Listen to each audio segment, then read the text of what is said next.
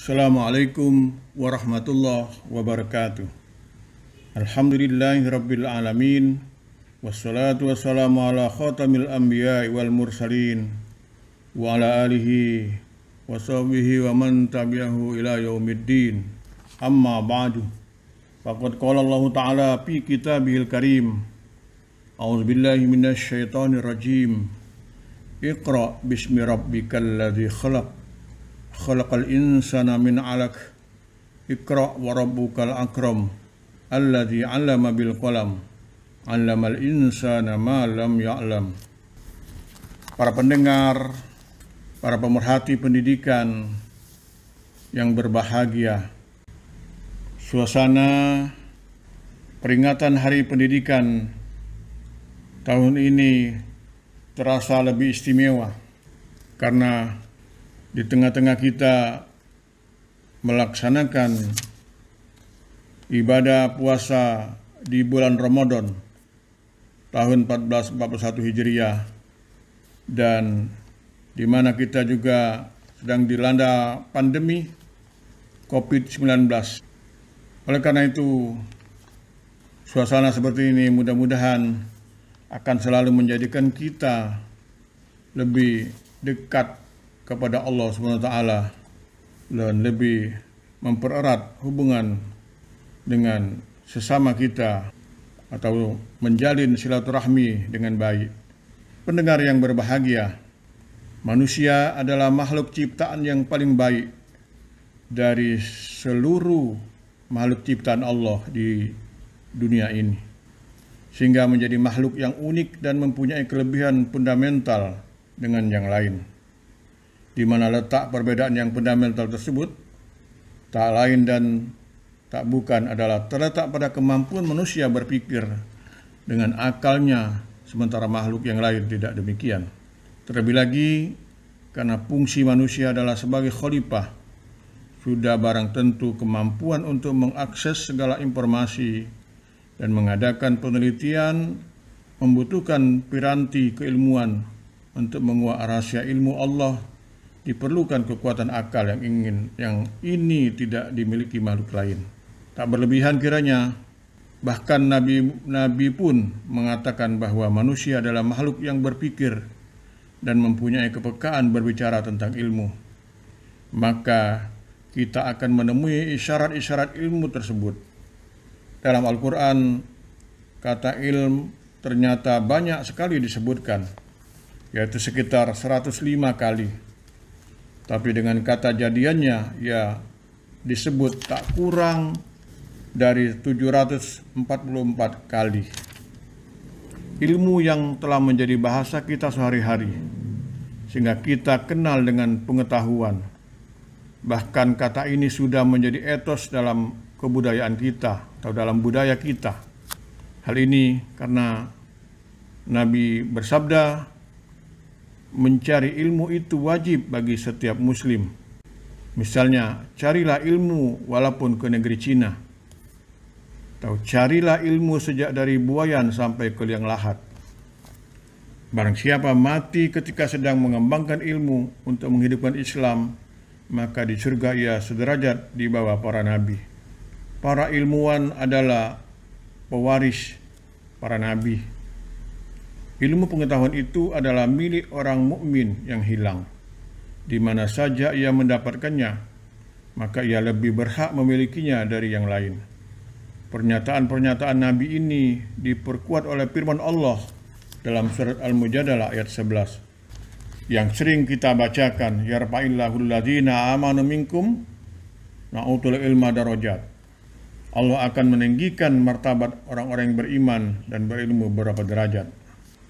Para pendengar yang berbahagia, firman Allah tersebut atau yang saya bacakan tadi, bahwa menuntut ilmu itu adalah sangat penting kedudukannya, menjadi suatu kewajiban. Karena menuntut ilmu dinyatakan wajib, maka kaum muslimin pun menjalankannya menjadi suatu amal ibadah. Ada sebuah hadis yang menyatakan bahwa barang siapa menempuh jalan untuk menuntut ilmu, maka Allah memudahkan jalannya ke surga. Dan di dalam Al-Quran sendiri menjadi sebuah doa Ya Tuhanku, tambahkan padaku ilmu pengetahuan. Itu dalam surat Toha ayat 114. Dari sini timbul pertanyaan, kenapa mencari ilmu itu diwajibkan? Maka kita pun mencari keutamaan ilmu tersebut. Ilmu adalah menjadi motivasi inspirasi untuk mendorong dan menggerakkan perubahan dan perkembangan masyarakat. Istilah ilmu menjadi penting karena disebutkan di dalam Al-Quran, dan dengan mempelajari Al-Quran, maka orang akan bisa berkesimpulan pula bahwa ilmu bukanlah sekedar pengetahuan, tetapi pengetahuan dengan kualitas tertentu. Jika di ayat wahyu pertama turun kepada Rasulullah adalah perintah untuk membaca, sebagaimana telah dikutip di atas, bacalah dengan nama Tuhanmu yang menciptakan, itu ayat 1. Setelah dinyatakan kepada manusia bahwa ia diciptakan dari segumpal darah yang memberikan kesadaran hakiki, dan bahwa Tuhan itu selain pencipta juga pemurah yang memberikan kesadaran etis. Diberikan juga lewat Rasulullah bahwa Tuhan memberikan ilmu kepada manusia lewat perantara pena sebagai media komunikasi. Dari ayat Quran surat Alaq ayat 1-5 yang saya bacakan pada mukadimah tadi, bisa kita pahami bahwa sebenarnya yang dibawa sejak semula oleh Al-Quran adalah dua semangat kembar, yaitu tauhid dan keilmuan. Para pemirsa yang berbahagia, bila kita teliti lebih mendalam, dari wahyu pertama itu tidak menjelaskan apa yang harus dibaca, apa objek dari perintah itu tidak ada. Ini karena Al-Quran menghendaki umatnya membaca apa saja, tetapi ada syaratnya, yaitu pembacaan terhadap apa yang kita baca harus sesuai dengan Bismi Rabbik, dalam arti bermanfaat bagi tujuan kemaslahatan manusia. Dan disinilah letak semangat tauhid tersebut. Iqra berarti bacalah, telitilah, dalamilah, ketahuilah ciri-ciri sesuatu. Bacalah alam, tanda-tanda zaman sejarah, maupun dari sekian yang tertulis maupun yang tidak. Objek perintah Iqra mencakup segala sesuatu yang dapat dijangkaunya. Selanjutnya, kalau kita perhatikan dari wahyu pertama Al-Quran, diperoleh sinyal bahwa ada dua cara memperoleh dan pengembangan ilmu. Itu Allah mengajar dengan pena yang telah diketahui manusia, dan mengajar manusia tanpa pena yang belum diketahuinya. Cara pertama adalah mengajar dengan alat atau atas dasar usaha manusia. Dan cara kedua dengan mengajar tanpa alat dan tanpa usaha manusia, walaupun berbeda. Keduanya bersumber dari Allah Subhanahu wa Ta'ala. Semboyan ilmu untuk ilmu tidak dikenal dan tidak dibenarkan oleh Islam. Apapun ilmunya, materi pembahasannya harus Bismillahirrabbik, Bismi Rabbik, atau dengan kata lain harus bernilai Rabbani. Pendengar yang berbahagia, seyogyanya menghindari cara berpikir yang tidak menghasilkan manfaat, apalagi tidak memberikan hasil. Rasulullah pernah bersabda, Allahumma inni a'udzubika min ilmi la yanfa'. Wahai Tuhanku, aku berlindung kepadamu dari ilmu yang tidak bermanfaat.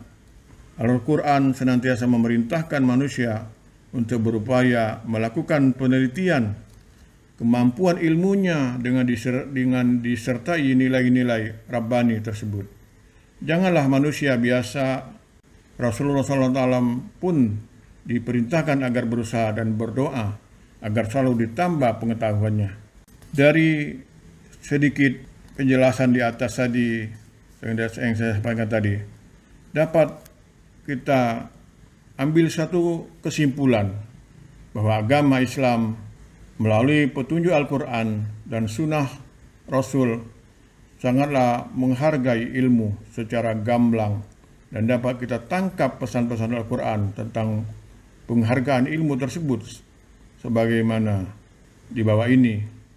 Pertama, Manusia diangkat sebagai khalifah Allah dan dibedakan dari makhluk Allah yang lain karena ilmunya. Al-Quran menceritakan bagaimana Adam diberi pengetahuan tentang konsep-konsep seluruhnya, al-asma kullaha, dan malaikat disuruh sujud kepadanya dalam surat Al-Baqarah ayat 31 dan 32. Kedua, karena hakikat manusia tidak terpisah dari kemampuannya untuk mengembangkan ilmu pengetahuan, maka ilmu yang disertai iman adalah ukuran derajat manusia. Manusia ideal dalam Al-Quran adalah manusia yang mencapai ketinggian iman dan ilmu. Surat 58 ayat 1. Ketiga, Al-Quran diturunkan dengan ilmu Allah dan hanya dapat direnungkan maknanya oleh orang yang berilmu.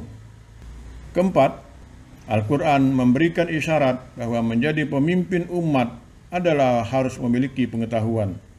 Dan yang kelima, Allah melarang mengikuti sesuatu yang ditentangnya kita tidak mempunyai ilmu. Demikianlah bagaimana Islam mengajarkan dan menghargai orang-orang yang mencari ilmu. Dan Allah akan memberikan kedudukan yang mulia bagi mereka menuntut ilmu dengan syarat untuk kemaslahatan dan bukan kemudaratan. Selamat memperingati Hari Pendidikan Nasional tahun 2020 Miladiah. Nasrun minallah wa fatun qarib. Wassalamualaikum warahmatullahi wabarakatuh.